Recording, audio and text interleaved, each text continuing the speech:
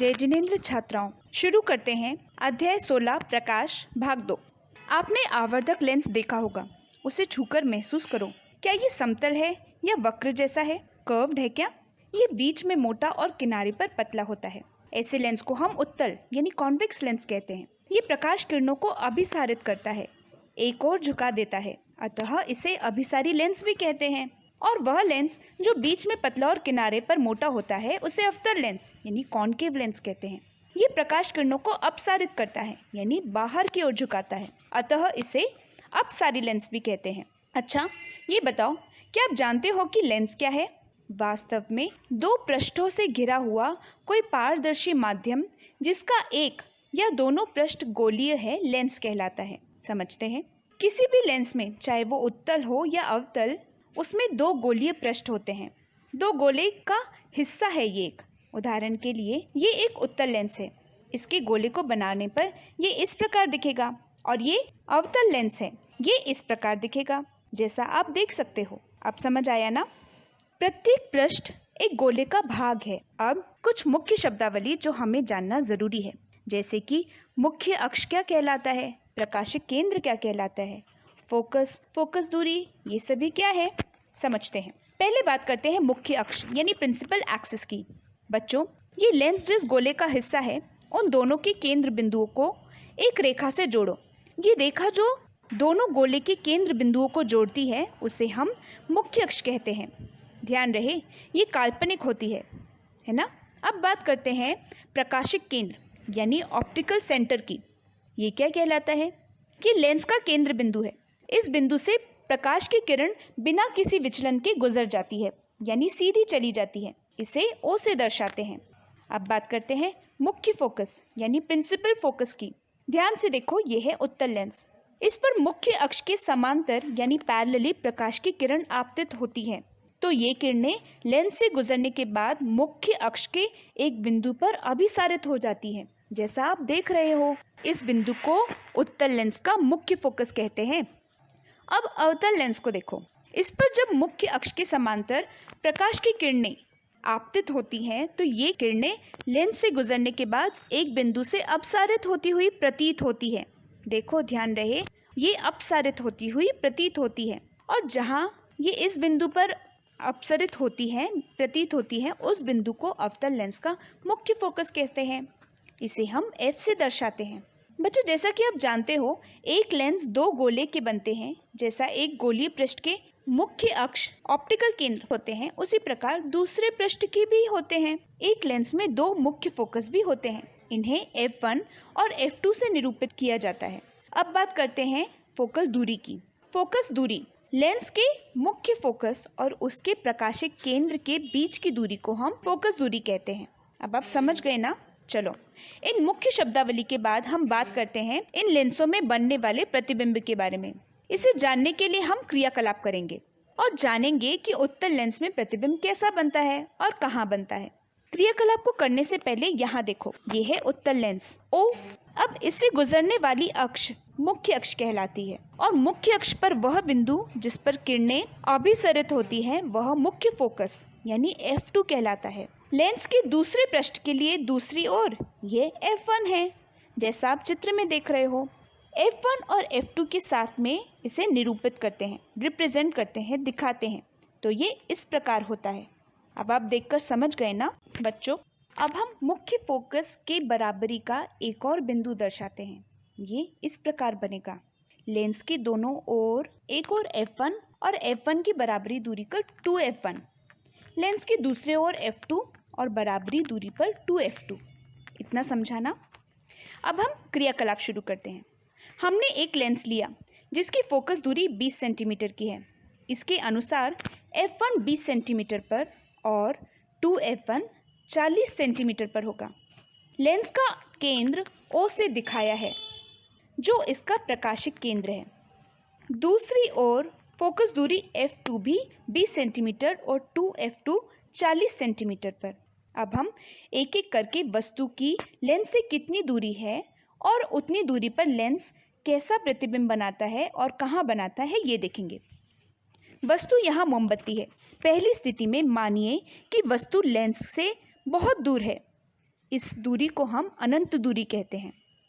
अब इसका प्रतिबिंब देखते हैं, कैसा और कहाँ बना। प्रतिबिंब F2 पर बना, जो अत्यधिक छोटा बिंदु आकार का है। यह वास्तविक और उल्टा है। स्थिति 2, बिंब 2F1 से दूर या परे है। ठीक है, अब पर्दे को समायोजित करो। प्रतिबिंब इसका F2 और 2F2 के बीच बनता है, जो छोटा, वास्तविक और उल्टा है। स्थिति 3 की बात करते हैं। यहाँ वस्तु या बिंब 2F1 पर है, जैसा आप देख सकते हैं। इसका प्रतिबिंब 2F2 पर बना, जो कि समान माप का वास्तविक और उल्टा है। अब स्थिति 4, वस्तु और निकट आ गई, F1 और 2F1 के बीच है। प्रतिबिंब 2F2 से दूर बना, जो बड़ा है, वास्तविक और उल्टा है। अब स्थिति 5, यहाँ बिंब यानी वस्तु F1 पर है, लेंस के और पास आ गई। इसका प्रतिबिंब कैसा है? इसका प्रतिबिंब बहुत दूर यानी अनंत पर बना, जो अत्यधिक बड़ा, वास्तविक और उल्टा है। स्थिति 6 की बात करते हैं। यहाँ बिंब यानी वस्तु F1 और लेंस के बीच में है, लेंस के बिल्कुल पास। इसका प्रतिबिंब देखो, पर्दे पर है क्या? नहीं, फिर ओह, ये तो वस्तु जिस ओर है, यानी मोमबत्ती जिस ओर है, उस ओर ही बना है, जो कि बड़ा, सीधा और आभासी है, क्योंकि आप इसे पर्दे पर नहीं बना सके, है ना। हमने यहाँ एक एक करके वस्तु की स्थितियाँ बदली, यानी वस्तु दूर से लेंस के पास आती गई और हमने हर स्थान पर देखा कि प्रतिबिंब किस प्रकार बनता है। इस प्रकार इस सारणी को देखो, जिसमें बिंब और प्रतिबिंब की स्थिति, माप और प्रकृति बताई गई है। अब हम बात करते हैं अवतल लेंस की। देखते हैं अवतल लेंस में प्रतिबिंब कैसा बनता है। अवतल लेंस रखकर F1 2F1 को निरूपित करो, यानी लिखो, दर्शाओ, रिप्रेजेंट करो। इसके बाद यहाँ देखो, बिंब या वस्तु अनंत पर है, यानी बहुत दूर है। इसका प्रतिबिंब कहाँ बना? इसका प्रतिबिंब F1 पर बना, जो बहुत ही छोटा, सीधा और आभासी है। अब वस्तु अनंत और प्रकाश केंद्र यानी O के बीच है। इसका प्रतिबिंब F1 तथा O के बीच बना, जो छोटा, सीधा और आभासी है। चलो अब वस्तु को 2F1 पर रखकर देखते हैं। 2F1 और F1 के बीच रखकर देखो। अब F1 पर रखकर देखो, क्या हुआ? चलो F1 और O के बीच देखो। आपने क्या देखा? बच्चों, वास्तव में आप वस्तु यानी बिंब को कहीं भी रखो, प्रतिबिंब हमेशा अवतल लेंस में छोटा, आभासी व सीधा ही मिलेगा। समझे? तो इस प्रकार हमने देखा अवतल लेंस में प्रतिबिंब कैसा बनता है। सारणी में आप इसे देख सकते हैं।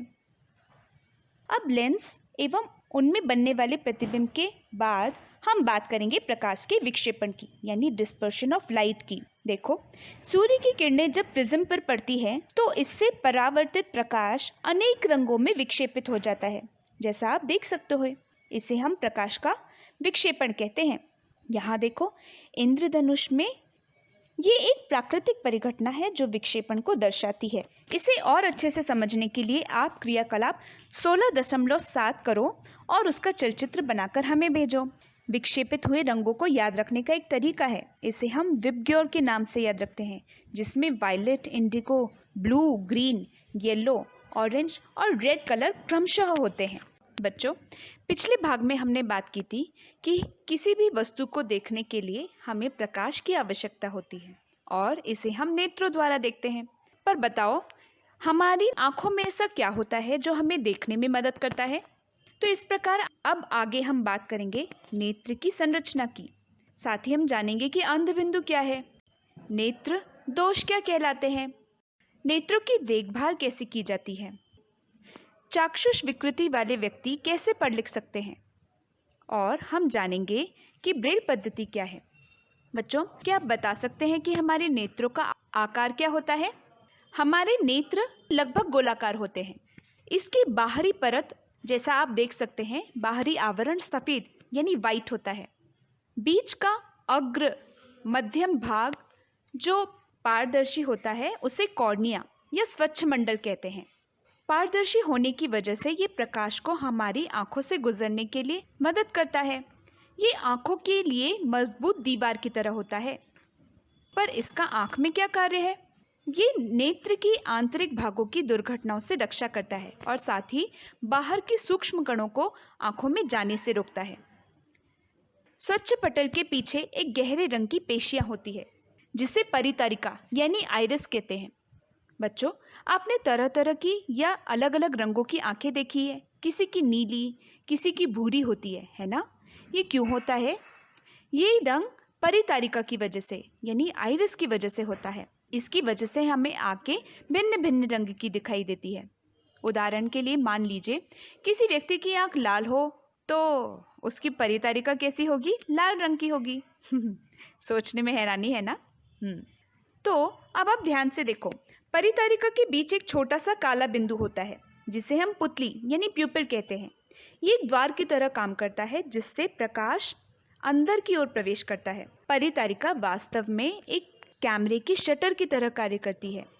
ये बड़ी या छोटी होकर पुतली के आकार को भी बदलती है। पुतली का आमाप बदल सकती है, उसे नियंत्रित करती है। जैसे कि जब प्रकाश अधिक होता है और हमारी नेत्रों में प्रवेश करता है तो परितारिकाएं प्रकाश की मात्रा को नियंत्रित करने के लिए क्या करती है? हम एक क्रियाकलाप के द्वारा देखते हैं। बच्चों, इस क्रियाकलाप को करने से पहले ये सावधानी रखें कि आप लेजर टॉर्च का प्रयोग न करें। ऐसा करो, आप अपने मित्र की आंखों पर टॉर्च से प्रकाश डालो और अवलोकन करो। टॉर्च डालने पर क्या हुआ? पुतली का माप यानी उसका आमाप परिवर्तित हो गया, है ना? क्या आप बता सकते हैं पुतली कब बड़ी और छोटी? बच्चों, जब आपने अपने मित्र की आंखों पर टॉर्च से प्रकाश डाला तो उसकी आइरिस यानी परितारिका छोटी हो जाती है। इसका कारण है कि जब प्रकाश अधिक होता है तो आइरिस अनचाहे प्रकाश को पुतली में से जाने से रोक देती है, और जब आप टॉर्च बंद कर देते हैं अंधेरा होने की वजह से कम प्रकाश हो जाता है, जिसकी वजह से परितारिकाएं फैल जाती है और फैलने की वजह से पुतली बड़ी हो जाती है जिससे अधिक प्रकाश अंदर प्रवेश कर सके। समझ आया? अच्छा, बताओ क्या होता होगा जब प्रकाश आँख में प्रवेश करता है? आँखों में प्रवेश करने के बाद प्रकाश पुतली से गुजरता है और पुतली के पीछे लगे हुए लेंस पर पड़ता है। लेंस, हाँ, हमारी आँखों में भी एक लेंस लगा होता है और यह उत्तल लेंस यानी कॉन्वेक्स लेंस है। समझे? हमने कॉन्वेक्स लेंस के बारे में बात की है ना? हम जानते हैं कि ये बीच में मोटा और किनारों पर पतला होता है और इसे हम अभिसारी लेंस भी कहते हैं क्योंकि किरणों को ये एकत्रित करता है और प्रकाश का एक बिंदु तैयार करता है। और बच्चों, आँखों में ये बिंदु जिस परत पर फोकस होता है उस परत को हम रेटिना यानी दृष्टि पटल कहते हैं। बच्चों, क्या आपने ध्यान से सुना? मैंने ये साधारण आँखों के बारे में बात की है। किसी वस्तु से परावर्तित प्रकाश जब हमारी साधारण आँखों पर पड़ता है, प्रवेश करता है, तो उसका प्रतिबिंब सदैव रेटिना पर ही बनता है ना? इससे हम वस्तु को आसानी से देख पाते हैं। रेटिना आँखों के पीछे की एक परत है जिस पर फोकस बिंदु बनता है। ये रेटिना अनेक तंत्रिका कोशिकाओं यानी बहुत सारी नर्व सेल से मिलकर बनी होती है।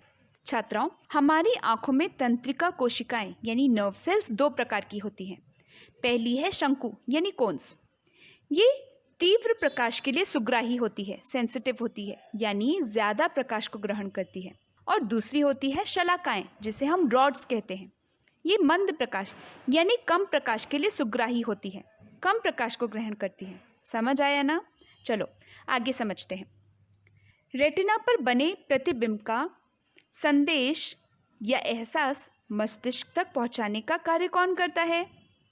ये ऑप्टिक नर्व यानी दृक तंत्रिका करती है। इसे हम आंखों की नस के नाम से समझ सकते हैं।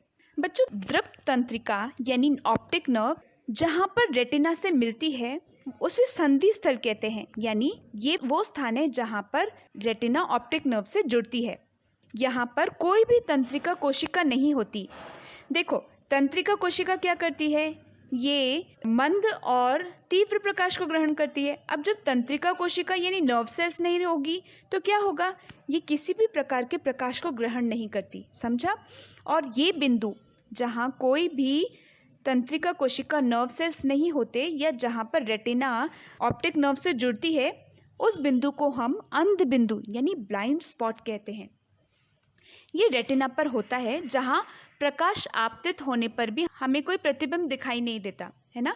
लेकिन ऐसा क्यों होता है? जब प्रकाश की किरणें रेटिना पर गिरती हैं तो हमें प्रतिबिंब दिखाई देता है, लेकिन अंध बिंदु पर नहीं, है ना। आइए छात्राओं, इसे समझने के लिए एक क्रियाकलाप करते हैं। क्रियाकलाप 16.9। एक कागज की शीट पर एक गोल चिन्ह तथा एक धन चिन्ह बनाइए। दोनों चिन्हों के बीच 6 से 8 सेंटीमीटर की दूरी हो। अब अपने दाएं नेत्र को बंद कर कागज की शीट पर बने गोल चिन्ह को कुछ देर तक लगातार देखें। अब अपने नेत्र को गोल चिन्ह पर स्थिर रखते हुए धीरे धीरे शीट को अपनी ओर लाइए। अब आप क्या देखते हैं? क्या धन चिन्ह शीट के किसी दूरी तक आने पर गायब हो गया है ना? अब आप अपना बायां नेत्र बंद कीजिए और धन चिन्ह को देखते हुए उपरोक्त क्रियाकलाप दोहराइए। क्या इस बार गोल चिन्ह गायब हो गया? आपको दिखाई दे रहा है गोल चिन्ह। अतः गोल तथा धन चिन्ह का अदृश्य गायब होने से हमें पता चलता है कि रेटिना पर कोई ऐसा बिंदु है जो प्रकाश गिरने पर इसकी सूचना मस्तिष्क तक नहीं पहुंचाता, और यह अंध बिंदु ब्लाइंड स्पॉट सभी मनुष्यों की आंखों में पाया जाता है। छात्राओं, क्या कभी आपने महसूस किया कि रेटिना पर बनी प्रतिबिंब का प्रभाव वस्तु को हटा लेने के बाद तुरंत समाप्त हो गया हो? छात्राओं, आपको यह जानकर बड़ा आश्चर्य होगा कि हमारे नेत्र की रेटिना पर लगभग 1/16 सेकंड तक किसी भी वस्तु का प्रतिबिंब इमेज बनी रहती है। इसका मतलब है कि उस वस्तु को हटा लेने के बाद भी मस्तिष्क उस वस्तु के प्रतिबिंब को 1 सेकंड के लगभग 16वें हिस्से तक बनाए रखता है। इसे पर्सिस्टेंस ऑफ विजन, दृष्टि निर्बंध कहते हैं। चलिए इसे हम अच्छे से समझते हैं। छात्राओं, आप इन चित्रों को ध्यान से देखिए।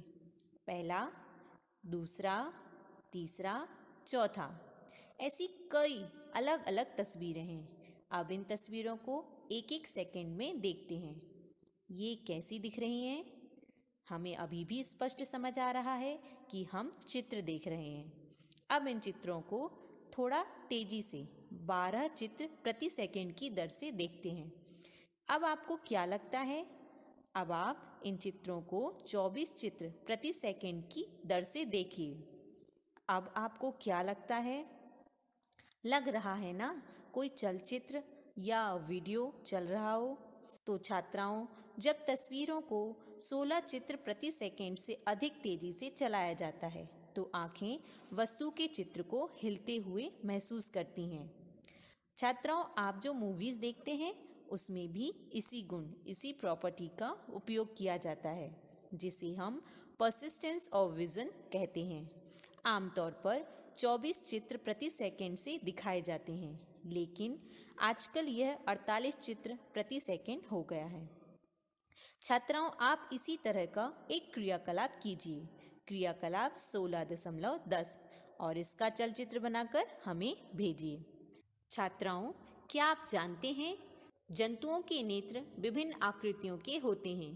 केकड़े के नेत्र बहुत छोटे होते हैं, परंतु इनके द्वारा केकड़ा चारों ओर देख सकता है। इसलिए यदि शत्रु पीछे से भी उसकी ओर आता है तब भी उसे पता लग जाता है। तितली के बड़े नेत्र होते हैं जो सहस्रों छोटे नेत्रों से मिलकर बने प्रतीत होते हैं। यह केवल सामने अथवा पार्श्व में ही नहीं बल्कि पीछे का भी देख सकती है। उल्लू रात में भली भांति देख सकता है, परंतु दिन में नहीं देख पाता। इसके विपरीत दिन के प्रकाश में सक्रिय पक्षी, चील, गरुड़ दिन में अच्छी प्रकार देख सकते हैं, लेकिन रात में ठीक से नहीं देख पाते। उल्लू के नेत्र में बड़ा कॉर्निया तथा बड़ी पुतली होती है ताकि नेत्र में अधिक प्रकाश प्रवेश कर सके। इसी के साथ साथ इसके रेटिना में बड़ी संख्या में शलाकाएं होती हैं तथा केवल कुछ ही शंकु होते हैं। इसके विपरीत दिन के पक्षियों के नेत्रों में शंकु अधिक तथा शलाकाएं कम होती हैं। आज हम घंटों घंटों टीवी, मोबाइल को चलाते हैं, जिससे सीधे हमारी आंखों पर जोर पड़ता है। इनसे कई दृष्टि दोष उत्पन्न हो रहे हैं। दूरदृष्टि बाधिता मायोपिया, नियर साइटेडनेस। यह दृष्टि दोष है जिसमें नेत्र बड़ा हो जाता है, जिसकी वजह से वस्तुओं का प्रतिबिंब रेटिना पर ना बनकर उससे पहले ही बन जाता है। इस स्थिति में निकट की वस्तु तो स्पष्ट दिखती है पर दूर की नहीं। इस दोष को दूर करने के लिए अवतल लेंस का उपयोग किया जाता है। अगला है निकट दृष्टि बाधिता हाइपरोपिया, फार साइटेडनेस। इस दृष्टि दोष में नेत्र सामान्य माप से छोटा हो जाता है, जिसकी वजह से वस्तुओं का प्रतिबिंब रेटिना पर ना बनकर उससे पीछे बनता है। इस स्थिति में दूर की वस्तु स्पष्ट पर पास की अस्पष्ट दिखाई देती है। इस दोष को दूर करने के लिए उत्तल लेंस का उपयोग किया जाता है। लेंस के ऊपर परत दर परत बन जाती है, जिससे उस पर बिंदु बन जाता है, जिसे मोतिया बिंदु कहते हैं। इसलिए आज हमें अपनी आँखों की केयर, उसकी देखभाल करना आवश्यक हो गया है। वैसे तो हम सभी के पास नेत्रों की सुरक्षा करने के लिए पलकें आईलिड्स होती हैं, जो कि बंद होकर अनावश्यक प्रकाश को नेत्र में प्रवेश नहीं करने देती हैं। लेकिन हम आँखों की देखभाल कैसे कर सकते हैं तथा आँखों की देखभाल करने के लिए क्या क्या उपाय करना चाहिए, तो सुनिए, ध्यान से सुनिए। हमें जब भी कोई आँख की समस्या हो तो किसी नेत्र विशेषज्ञ के पास जाकर उसकी जांच करवाना चाहिए और यदि परामर्श दिया गया हो तो चश्मे का उपयोग करना चाहिए। छात्राओं, हमें कभी भी बहुत कम या बहुत अधिक प्रकाश में नहीं पढ़ना चाहिए, क्योंकि यदि अपर्याप्त प्रकाश हमारी नेत्रों में जाता है तो हमें नेत्र खिंचाव, नेत्र में जलन तथा सिर दर्द हो सकता है। सूर्य या किसी शक्तिशाली प्रकाश स्रोत तथा लेज़र टॉर्च को कभी सीधा नहीं देखना चाहिए, क्योंकि इसका सीधा प्रकाश हमारी रेटिना को क्षति पहुंचा सकता है। यदि नेत्रों में कोई धूल कण चला गया हो या जलन हो रही हो तो उसे रगड़ना, उसे रब नहीं करना चाहिए। हमें नेत्रों को स्वच्छ जल से धोना चाहिए और यदि सुधार न हो तो डॉक्टर के पास जाना चाहिए। छात्राओं, याद रखिए, हम जब भी पढ़ें तो पठन सामग्री को सदैव दृष्टि की सामान्य दूरी पर रखकर पढ़ें। लेकिन दृष्टि की सामान्य दूरी कितनी होगी, पता है आपको? तो सुनिए, सामान्य नेत्र द्वारा पढ़ने के लिए सुविधाजनक दूरी लगभग 25 सेंटीमीटर होती है। और छात्राओं, यदि आपको अपनी आँखों की सही देखभाल करना है तो संतुलित आहार, कक्षा 6वीं में पढ़ा है ना संतुलित आहार के बारे में, बैलेंस डाइट, तो उसे लें। आपने अपनी पिछली कक्षा में पढ़ा है कि आँख के लिए कौन सा विटामिन आवश्यक होता है, बताइए। Vitamin A. और विटामिन ए के लिए हमें अपने आहार में गाजर, हरी सब्जियां जैसे पालक, दूध, दही, पनीर, फल जैसे आम, पपीता आदि को सम्मिलित करना चाहिए। छात्राओं, अब इस चित्र को देखिए। ये है लुइस ब्रेल। ये वो व्यक्ति हैं जिनकी 3 साल की उम्र में किसी कारणवश आँखों की ज्योति चली गई थी।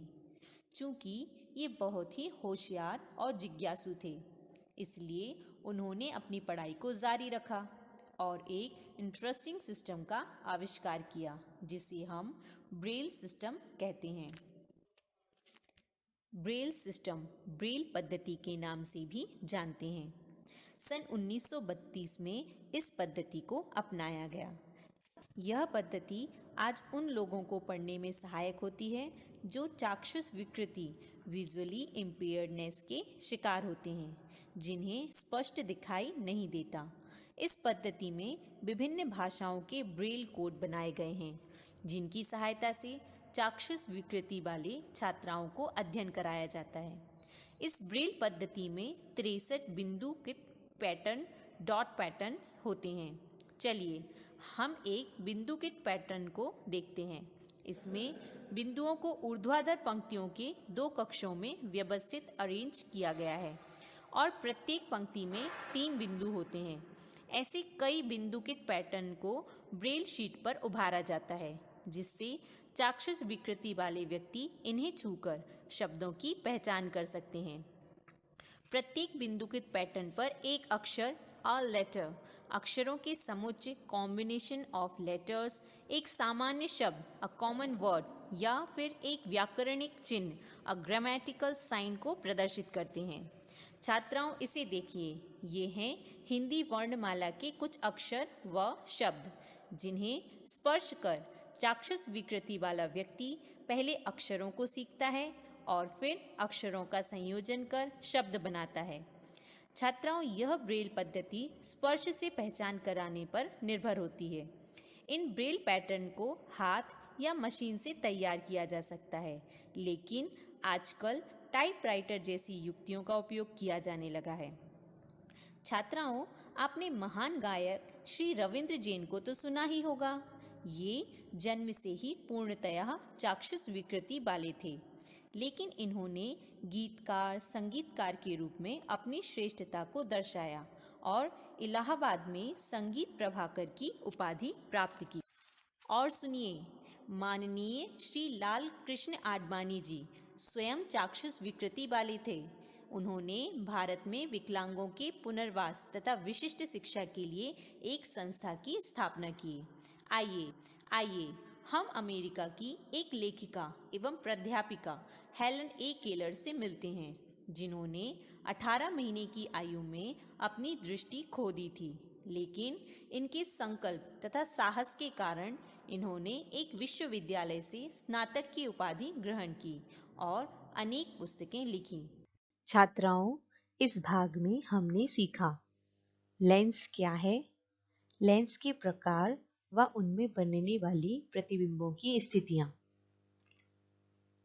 नेत्र की संरचना स्ट्रक्चर ऑफ आई, अंधबिंदु ब्लाइंड स्पॉट क्या है, दृष्टि दोष विजुअल डिफेक्ट, नेत्र की देखभाल आई केयर कैसे करेंगे, चाक्षुष विकृति वाली व्यक्ति कैसे पढ़ लिख सकते हैं, ब्रेल पद्धति क्या है।